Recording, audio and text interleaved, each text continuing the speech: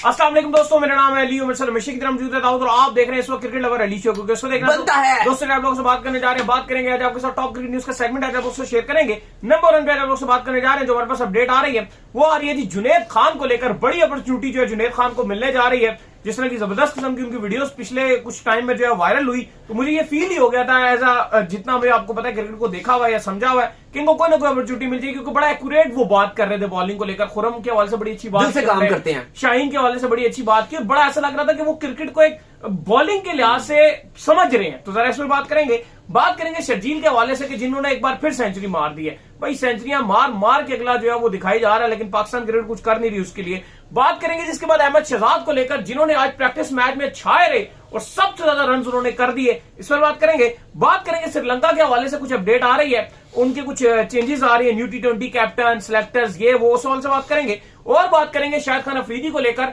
जिन्होंने बात की रिजवान और शाहीन को लेकर। क्या कहना है उनका रिजवान और शाहीन को, स्पेशली कैप्टनसी को उन्होंने कहा मैं शाहीन को नहीं कबूल कर रहा था। जरा इस पर बात करेंगे। और बात करेंगे बांग्लादेश और न्यूजीलैंड को लेकर, जिनका आखिरी T20 खेला गया, उस पर भी बात करेंगे। तो अगर आप हमारे चैनल पर नए पहली बार है, चैनल को लाजमी सब्सक्राइब करें, साथ के बेल आइकन ना भूलिएगा। तो नया साल जो है तमाम लोगों को मुबारक हो। दुनिया के जिस कोने में भी जो है वो लोग मना रहे हैं, तमाम लोगों को मुबारक हो। लेकिन हमारी नजर में हम जो है वो उनको जरूर याद रखेंगे, फिलिस्तीन के जितने मुसलमान हैं उनके लिए बहुत अच्छा इकदाम किया गवर्नमेंट ने कि वो नया साल उस तरीके से यहाँ पर वो आतिशबाजी हुल्लड़बाजी ये वो नहीं होगा।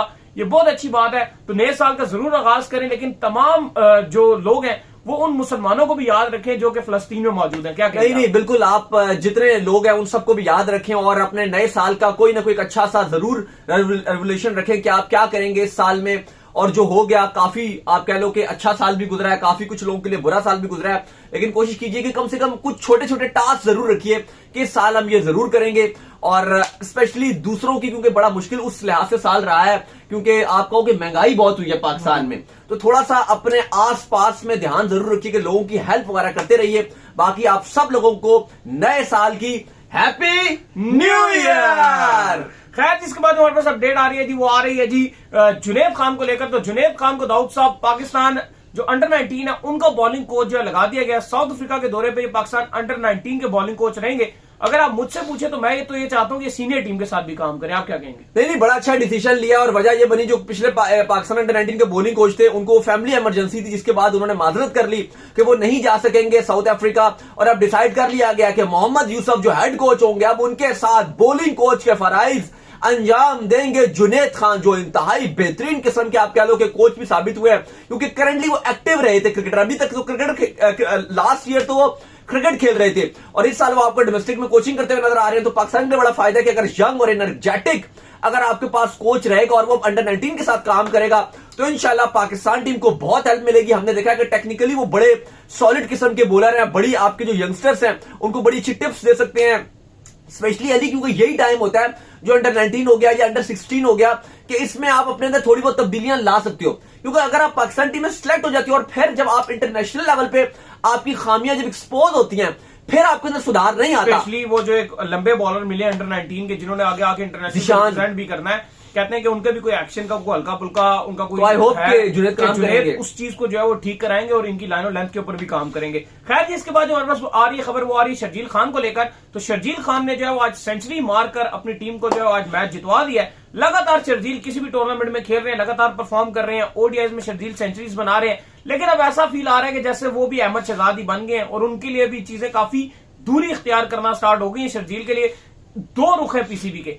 एक तरफ वो कहते हैं कि शर्जील खान को हमने सिलेक्ट नहीं करना क्योंकि इनका फिटनेस इशू है, जो लास्ट टाइम इन्होंने बताया था कि रन जितने मर्जी कर रहे हैं, फिटनेस इशू है। दूसरी तरफ उन्होंने आजम खान को सिलेक्ट कर लिया क्योंकि उनकी परफॉर्मेंस अच्छी है। तो ये समझ से बाहर है दाऊद सब चीजें। नहीं, बात ठीक है, लेकिन शर्जील का पिछले कुछ दिनों से अगर आप जो पिछले साल देखोगे, एक साल हो गया आपको। नहीं, पिछले साल रन भी नहीं बने ना शर्जील का, सिर्फ उस पीएसएल में ये मसला रहा था। सिर्फ पीएसएल के बाद नहीं बने थे, डोमेस्टिक में लगातार रन, डोमेस्टिक में भी जैसे बहुत एक्स्ट्रा ऑर्डिनरी नहीं खेल गए, सेंचुरियां 3-4 तो मारी, हाईएस्ट रन स्कोरर भी रहे टूर्नामेंट में, वो एक हाथ में रहे, फिर बीच में डाउन हुए, ऊपर नीचे चढ़ाव आता रहा। अभी ओडीआई इसका सबसे ज्यादा रन ओडीआई में रहा था, लेकिन अभी जो लास्ट T20 कप रहा है उसमें उस तरह से नहीं कर सके ना, उसमें भी आई है रन, एक आधी इनिंग नहीं उसमें भी लेकिन रन आते रहे। नहीं, मैं वही बता रहा हूँ, एक आधी रन आए हैं। मतलब उनको देखो, जब आप टीम से डायरेक्ट ड्रॉप हो तो आपको वो आपकी बात ठीक है, मैं ये नहीं कह रहा कि बिल्कुल आउट ऑफ फॉर्म है। मैं क्या बता रहा हूं कि अगर आपको टीम में जब कम बैक करना होता है ना, जब आपको आप बिल्कुल दबे हुए होते हो, तो आपको कुछ ज्यादा करना पड़ता है, बाकियों से ज्यादा करना पड़ता है, तब आप हाईलाइटेड होते थोड़ा सा शर्जील खान के लिए पैमाने अलग ही है। इवन मुझे लगता है ज्यादती तो है,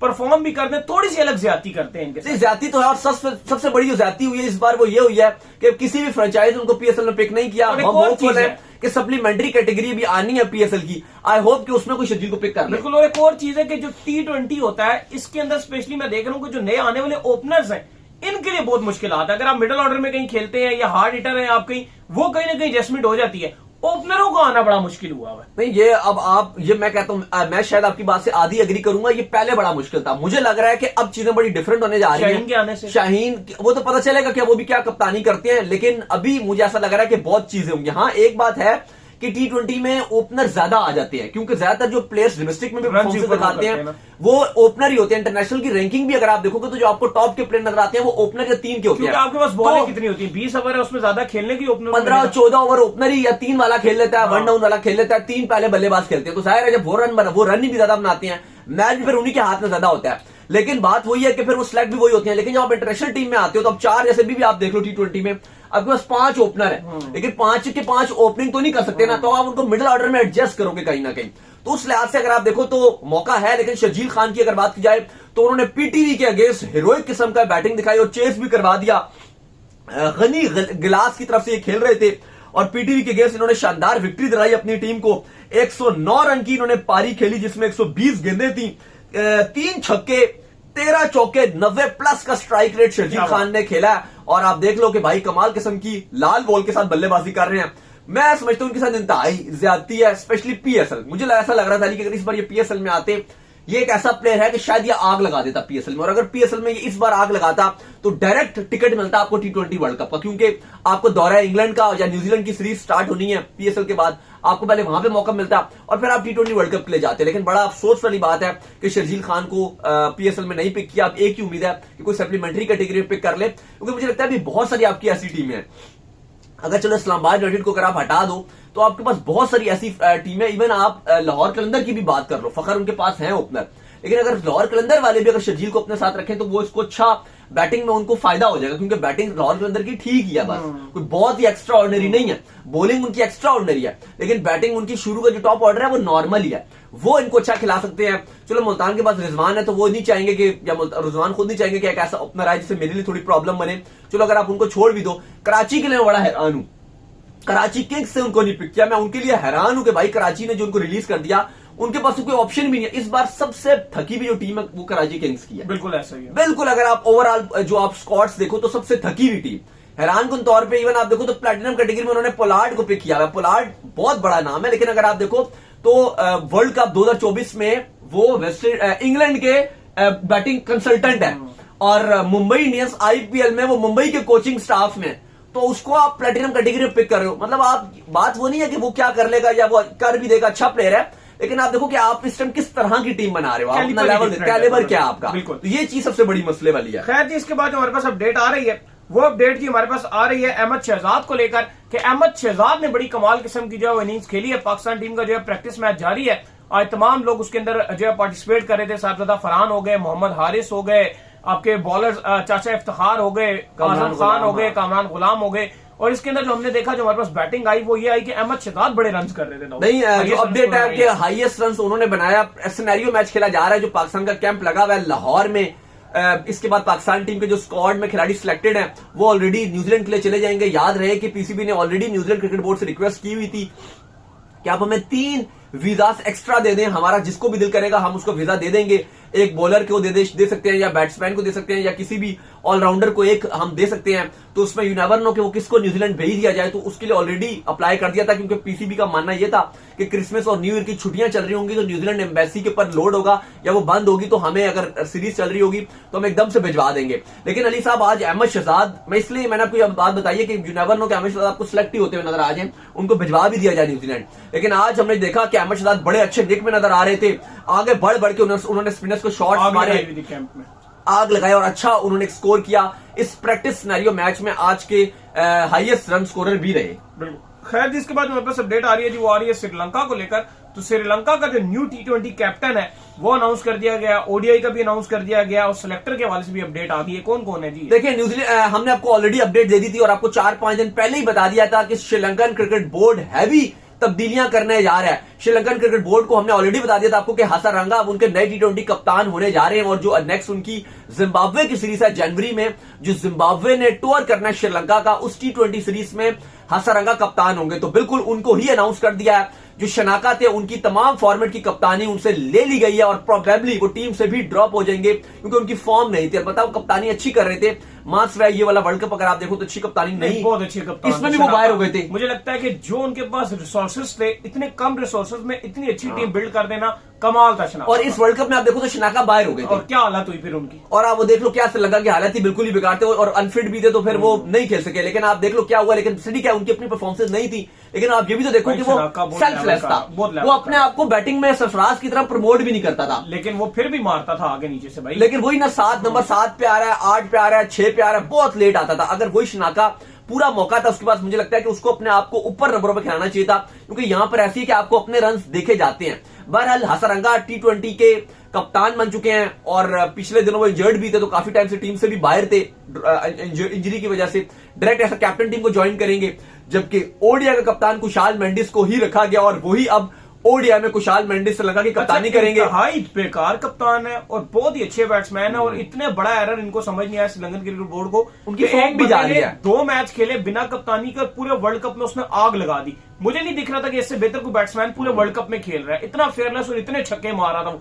और उस 2 मैचों के बाद जो अगले 7 मैच उसने खेले वो एज अ कैप्टन वो खेलता रहा, सब में नाकाम हो गए, टोटल नाकाम। और आपने एक चीज नोट की कि जो मेंडिस है उसके चेहरे पे भी वो प्रेशर नजर आ रहा था, कप्तानी का प्रेशर। तो बहरहाल ये एक ब्लेंडेड डिसीजन है, फिर बेहतर था कि आप फजूल खराब कर रहे हैं उसको, किसी ऐसे कोई बनाते जो कप्तान जिसके ऊपर इतना अच्छा बैटर ना होता जो गुजारा चला रहा था। बहरहाल साथ ही साथ वाइस कप्तान में अनाउंस कर दिया गया।